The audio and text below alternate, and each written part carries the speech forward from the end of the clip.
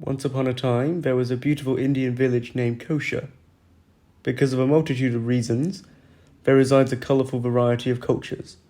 The Hindu majority eat according to their strict religious doctrine, and only consume plants and dairy products, and avoid most types of meat, especially beef, as they are considered holy in the Hindu faith.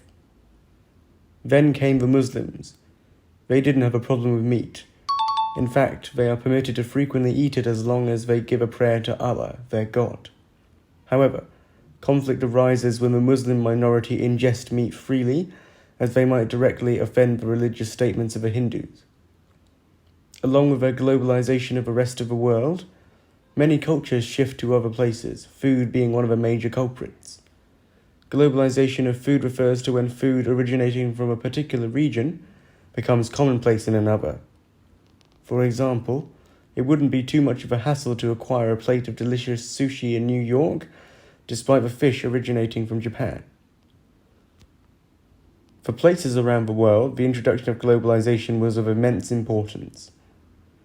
It only took 16 years for the potato to elevate itself from being an obscure plant of a new world to a widely farmed crop of Europe.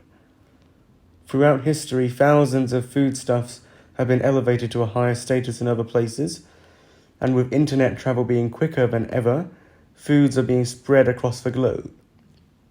But what does this have to do with kosher? Since the Muslims occupy the minority of the population within kosher, they are often discriminated against. The stores cater mainly to the Hindus, hence the Muslims are forced to go with a vegetarian diet. If a Hindu decides to marry a Muslim, then their family diet would have to be adjusted, along with caring for the diet of the rest of the family unit and what they would do with their kids. However, this problem soon became obsolete.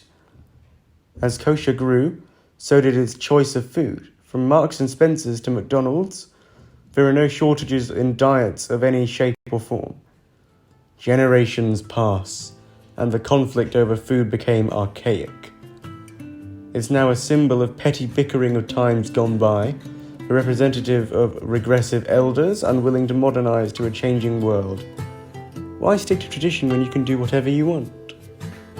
The elders do have a reason for their beliefs, though.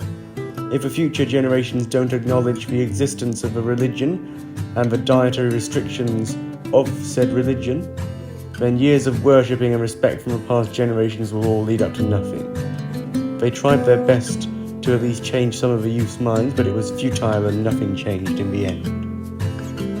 Generations went by.